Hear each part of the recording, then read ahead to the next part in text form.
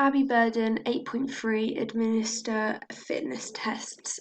Okay, so with my client Meg, we did a client consultation to start with where I first just gauged a few simple questions from her name, date of birth, height, weight, body mass index to the finding out the main sort of physical aspects that she wanted to improve, because that's sort of the aim of this consultation, to improve some physical um, things. So basically, what she said was that she really wants to gain more strength in herself. She feels quite weak and her legs ache just after a long day of moving around.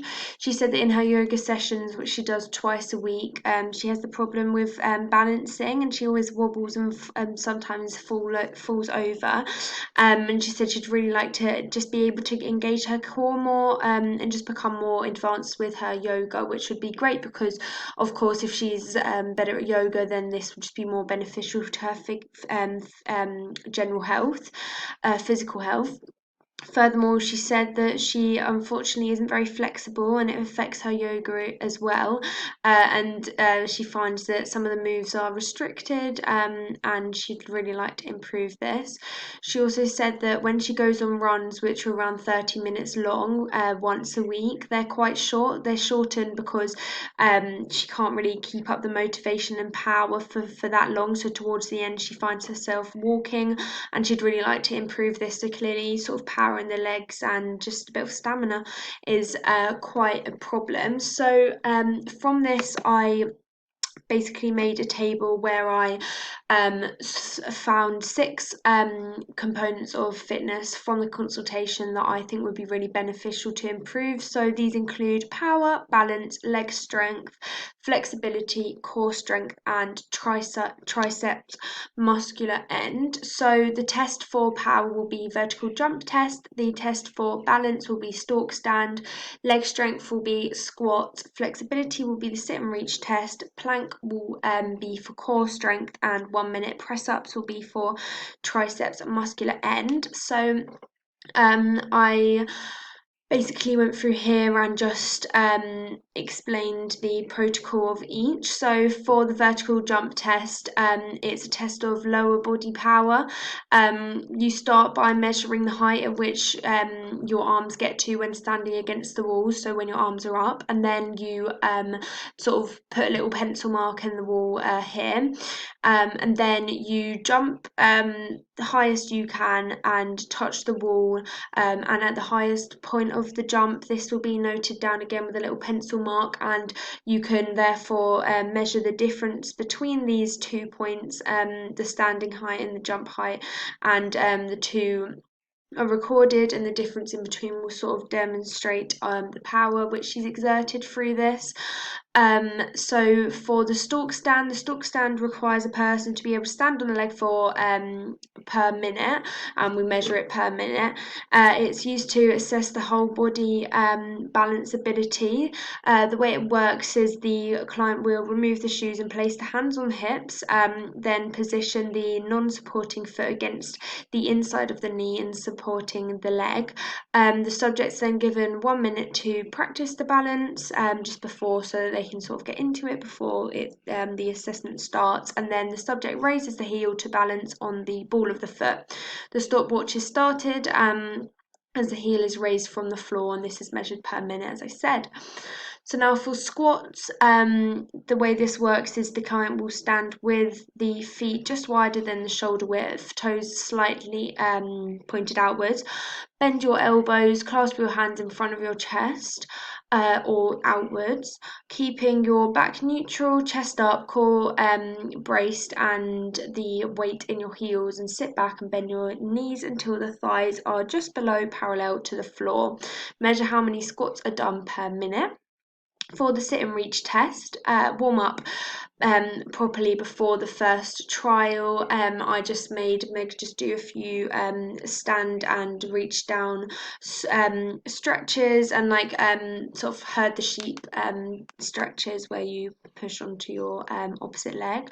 And then for the test, she needs to remove the shoes, place hands on top of one another or next to each other, and then reach forward as far as possible without letting the head come back off the wall. And then now your head can come off the wall and the back can come off, and you reach as far forward and measure the distance between the starting point where your head's still on the wall and the reaching point. And you can do this twice to get the results, which I also did for every test, just to get an average best result.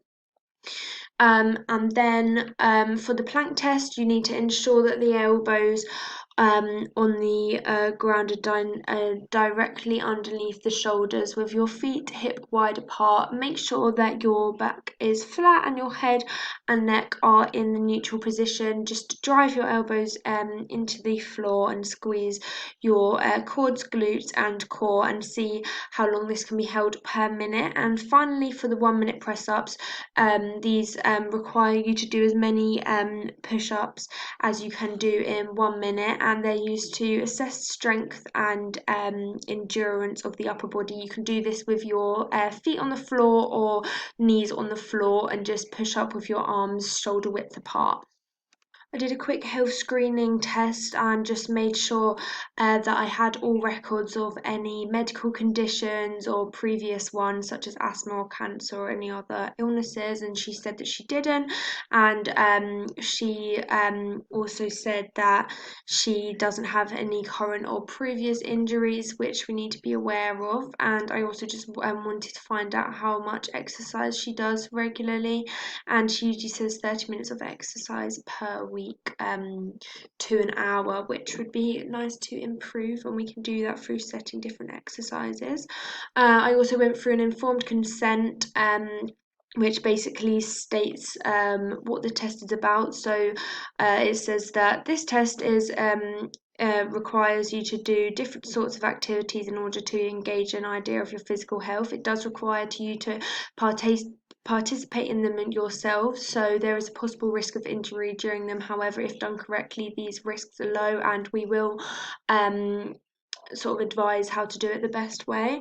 And you have every right to withdraw the information which is gained from these tests, and it will only be shared if you give your consent for this, and if not, it will be completely confidential.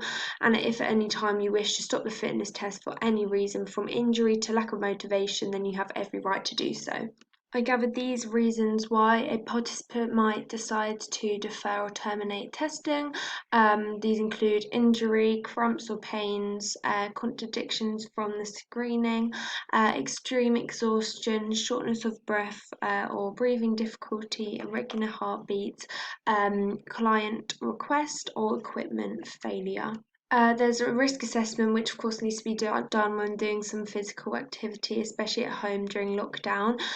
These are important just to note down, and the ones that I sort of gathered that would be possible risk assessments is pulling muscles, and anyone can be at risk of this whilst doing the exercise, and controls that can be in place, just stretching beforehand, because this will of course prevent this as much as possible. And so if we provide stretching before exercises, then this activity can be a lot more safer. And also general injury can also be another risk. However, it will be important that at home we remove any unnecessary equipment that could cause injury from around us, especially if we're doing it in a confined space. Provide a risk assessment of the area just to remove any possible risks.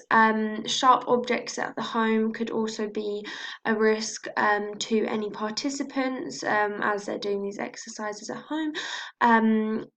So one way that this could be improved is just remove any insight really. If you're doing a plank in a small room, then just try and move any furniture from around. Or if you're doing a run in your room for like a Cooper test, then you could move the chairs that are around, or lights or anything on the floor.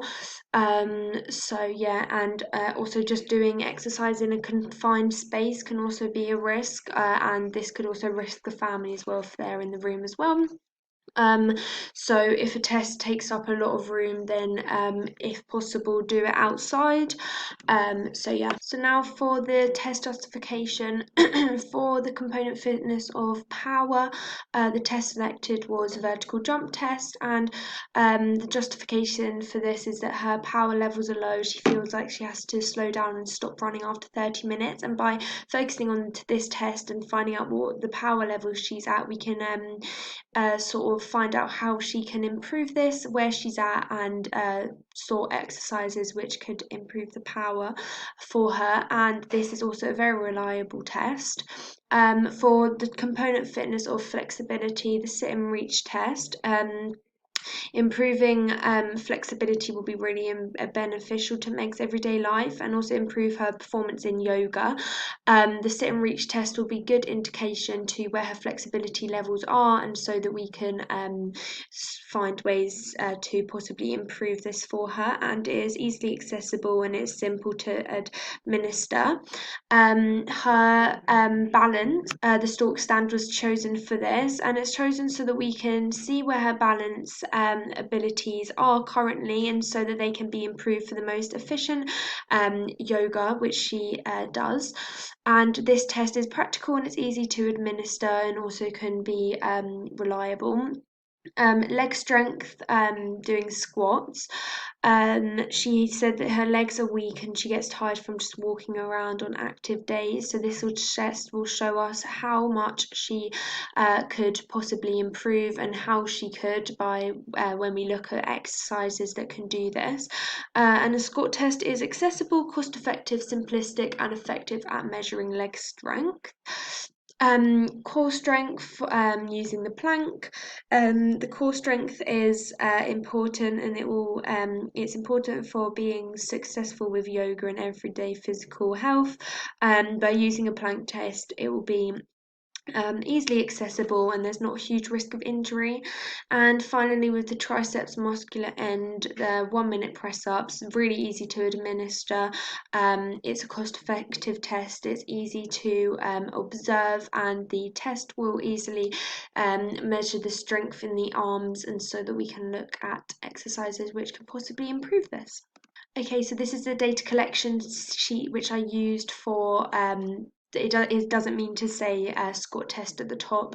This is just the general data collection, and as you can see, the components of fitness tests are all down the left, and I did 2 tests for each, and then I gave a best average of each score. So for vertical jump, we got 22 centimeters, sit and reach test 25 centimeters, stalk stand 40 seconds, squats 15 squats, planks 44 seconds, and 1 minute press ups. We got 22 press ups, and then I put the units in at the end.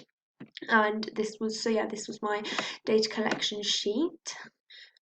So here is Meg doing the squat test, administered safely. This is the plank test, testing core strength. All of these were instructed beforehand so that she did them in the best possible way. This is the 1 minute press up test for tricep muscles. Here is the stalk stand for balance, and this is the vertical jump test for power. And finally, this shows the sit and reach test for flexibility. And now it was time for me to sort of evaluate these tests and the results, and sort of find a way of administrating tests which can improve them.